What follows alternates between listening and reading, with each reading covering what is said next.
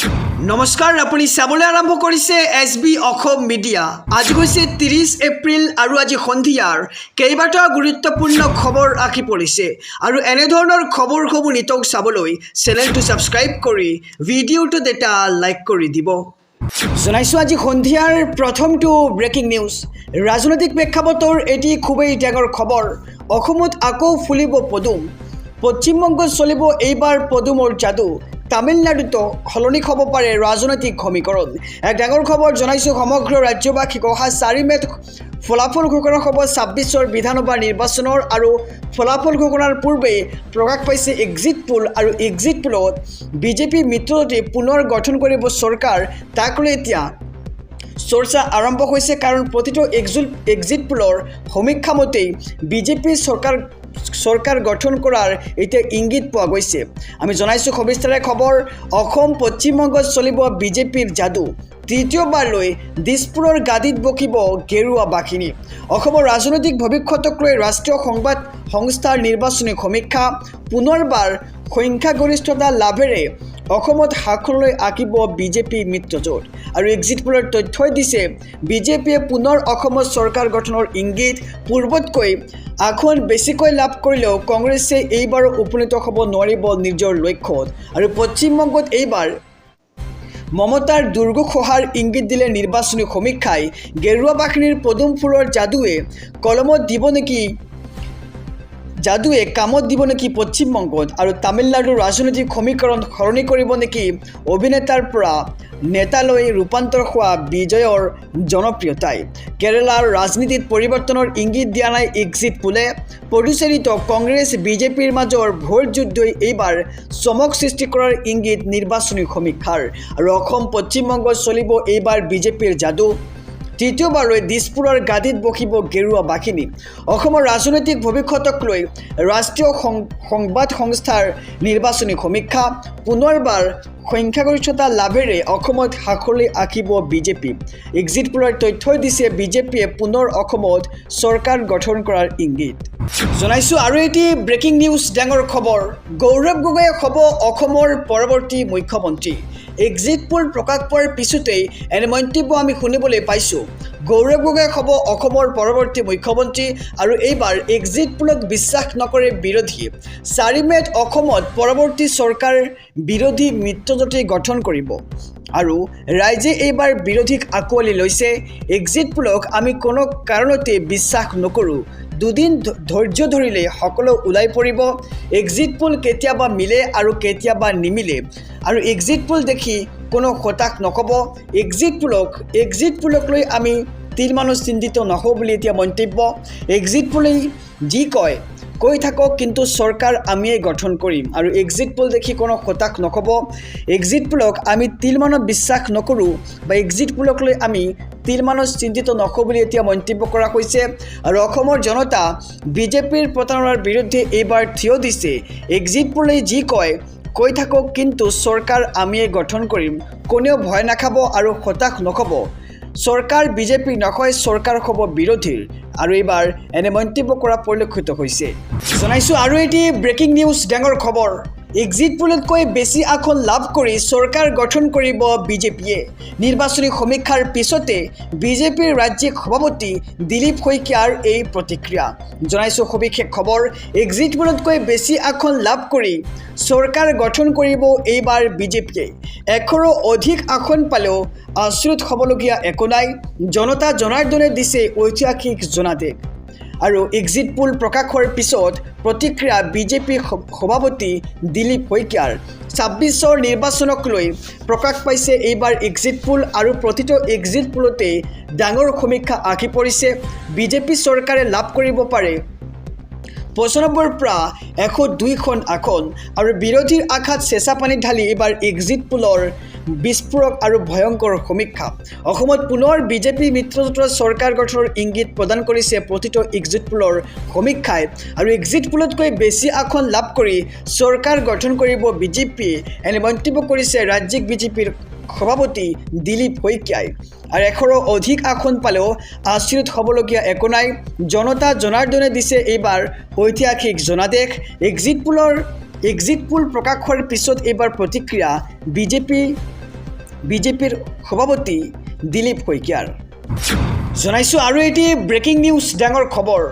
অসমৰ 126টা সমষ্টিৰ exit pole প্ৰকাশ কৰা হৈছে আৰু এই এক্সিট পোলৰ মতে কোনটো দলে কিমানখন আসন লাভ কৰিব আমি সবিশেষ জনাইছোঁ।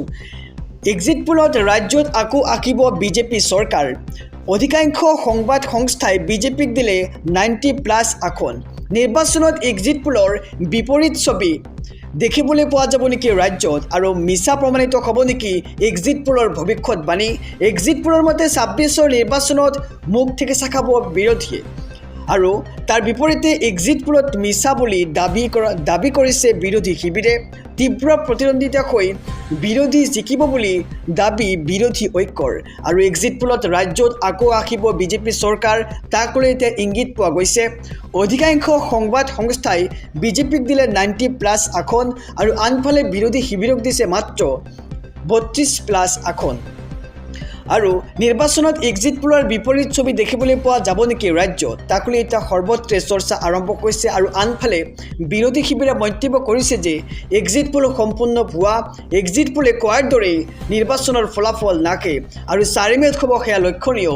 বিৰোধী শিবিৰে চৰকাৰ গঠন কৰিব নে বিজেপিয়ে চৰকাৰ গঠন কৰিব, আৰু আপোনাৰ মতে এইবাৰ বিধানসভা নিৰ্বাচনত কোনটো দল জয়ী হ'ব জনাওক আমাৰ কমেণ্ট বক্সত।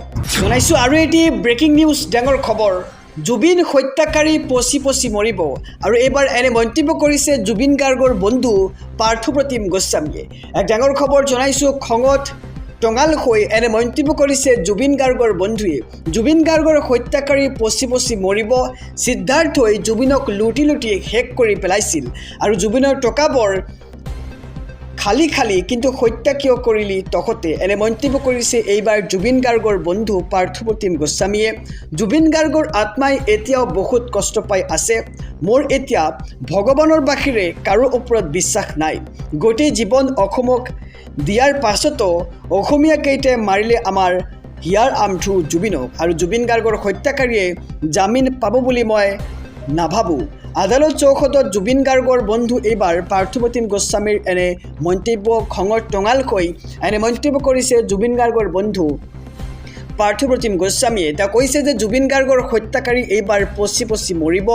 সিদ্ধাৰ্থই জুবিনক লুটি শেষ কৰি পেলাইছিল, আৰু জুবিনৰ টকাবোৰ খালি কিন্তু হত্যা কিয় কৰিলি তহঁতে, এনে প্ৰশ্ন কৰিছে জুবিন গাৰ্গৰ বন্ধুৱে। আৰু জুবিন গাৰ্গৰ আত্মাই এতিয়াও বহুত কষ্ট পাই আছে বুলি মন্তব্য কৰিছে জুবিন গাৰ্গৰ বন্ধু পাৰ্থপ্ৰতিম গোস্বামীয়ে। জনাইছোঁ আৰু এটি ব্ৰেকিং নিউজ ডাঙৰ খবৰ। নিৰ্বাচনী সমীক্ষাই দিলে বিজেপিয়ে দিছপুৰৰ গাদী পুনৰ দখল কৰাৰ ইংগিত। অসমত বিৰোধীৰ চৰকাৰ গঠনৰ সপোনত এইবাৰ চেঁচা পানী পৰিল। জনাইছোঁ সবিশেষ খবৰ। অসমত বিৰোধীৰ চৰকাৰ গঠনৰ সপোনত এইবাৰ চেঁচা পানী ঢালিলে এক্সিট পোলৰ তথ্যই। দেশৰ 5খন ৰাজ্যৰ নিৰ্বাচনী সমীক্ষা অনুসৰি পুনৰ দিছপুৰৰ গাদী এনডিএৰ হাতত। অসম, পশ্চিমবংগ, কেৰালা, তামিলনাডু আৰু পুডুচেৰীত নিৰ্বাচনক লৈও এক্সিট পোলে প্ৰকাশ কৰিছে তথ্য। দিছপুৰৰ সিংহাসনক লৈ বিৰোধীৰ সকলো সপোন এতিয়া ছাৰখাৰ কৰি পেলাইছে এক্সিট পোলৰ এই বিস্ফোৰক আৰু ভয়ংকৰ তথ্যই। শেহতীয়াকৈ পশ্চিমবংগৰ নিৰ্বাচনক লৈ ৰাষ্ট্ৰীয় পৰ্যায়ত চলিছিল ব্যাপক চৰ্চা। বিজেপিৰ মেজিকে এইবাৰ পশ্চিমবংগৰ ৰাজনীতি সলনি কৰাৰ আগজাননী দিলে এক্সিট পোলে। Matrix poll of polls, P Marq, JVJ সকলো সংস্থাৰ এক্সিট পোলৰ মতে পশ্চিমবংগতো বিজেপি চৰকাৰ আহিব, আৰু অসমতো পুনৰ বিজেপি মিত্ৰজোঁটৰ চৰকাৰ গঠনৰ ইংগিত। আৰু Axis My India, Matrix, Times Now, JVC, পি-মাৰ্কৰ এক্সিট পোলে দিলে বিজেপি চৰকাৰৰ ইংগিত। আৰু আনফালে নিৰ্বাচনী সমীক্ষা অনুসৰি বিজেপি মিত্ৰজোঁটে 88ৰ পৰা 101খন আসন দখল কৰিব অসমত, আৰু ইয়াৰ বিপৰীতে কংগ্ৰেছে লাভ কৰিব সৰ্বাধিক 30ৰ পৰা 40খন আসন। আৰু শেহতীয়া নিৰ্বাচনী সমীক্ষাই অসমত পুনৰ বিজেপি মিত্ৰজোঁটৰ চৰকাৰ গঠনৰ ইংগিত। প্ৰতিটো এক্সিট পোলৰ ডাঙৰ সমীক্ষা। এই মুহূৰ্তৰ খবৰ জনাইছোঁ সমগ্ৰ ৰাজ্যবাসীক। অসমত পুনৰ বিজেপি চৰকাৰে গঠন কৰিব চৰকাৰ, সেয়া তাৰ ইংগিত পোৱা গৈছে। আৰু প্ৰতিটো এক্সিট পোলৰ ডাঙৰ সমীক্ষা ইতিমধ্যে আঁকি পৰিছে। এক্সিছ মাই ইণ্ডিয়াই বিজেপি মিত্ৰজোঁটক দিছে 88ৰ পৰা 100খনকৈ আসন, আৰু কংগ্ৰেছ প্লাছক দিছে 24ৰ পৰা 36খনকৈ আসন, আৰু মেট্ৰিছৰ এক্সিট পোল অনুসৰি বিজেপিয়ে লাভ কৰিব 85ৰ পৰা 95খন আসন আৰু কংগ্ৰেছে লাভ কৰিব 25ৰ পৰা 32খনকৈ আসন।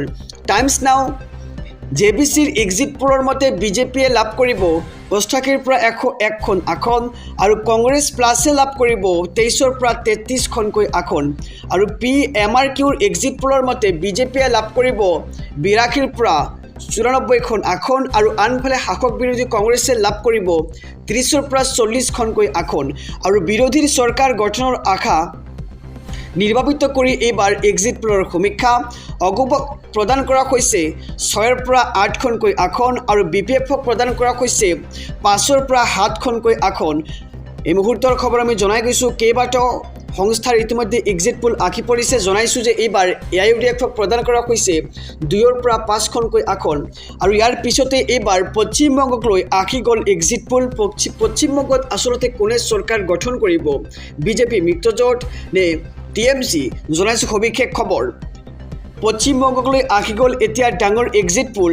মেট্ৰিছৰ এক্সিট পোল অনুসৰি বিজেপিক প্ৰদান কৰা হৈছে 146ৰ পৰা 161খন আসন আৰু ইয়াৰ বিপৰীতে TMCক প্ৰদান কৰা হৈছে 125ৰ পৰা 140খনকৈ আসন আৰু অন্যান্যক 6ৰ পৰা 10খন আসন প্ৰদান কৰা হৈছে পশ্চিমবংগত আৰু PMRQ সমীক্ষা অনুসৰি পশ্চিমবংগত বিজেপিক প্ৰদান কৰা হৈছে 150ৰ পৰা 175খন আসন আৰু ইয়াৰ বিপৰীতে TMCক 118ৰ পৰা 138খন আসন প্ৰদান কৰা হৈছে পশ্চিমবংগত আৰু অন্যান্য দলসমূহক প্ৰদান কৰা হৈছে 2ৰ পৰা 6খনকৈ আসন আৰু JBCৰ এক্সিট পোল অনুসৰি পশ্চিমবংগত বিজেপিক 138ৰ পৰা 159খন আসন প্ৰদান কৰা হৈছে। ইয়াৰ বিপৰীতে TMCক 131খন আসনৰ পৰা আৰম্ভ কৰি 152খন আসন প্ৰদান কৰা হৈছে পশ্চিমবংগত আৰু অন্যান্যক প্ৰদান কৰা হৈছে 0ৰ পৰা আৰম্ভ কৰি 4খনকৈ আসন। আমি জনাইছোঁ খবৰ এবাৰ কংগ্ৰেছক 23ৰ পৰা 33খন আসন দিও আমি দেখিবলৈ পাইছোঁ আৰু ইয়াৰ বিপৰীতে এইবাৰ আমি আকৌ এটা এক্সিট পোলৰ তথ্য জনাইছোঁ। অসমক লৈ এইবাৰ মেট্ৰিছৰ এক্সিট পোল আঁকি পৰিছে।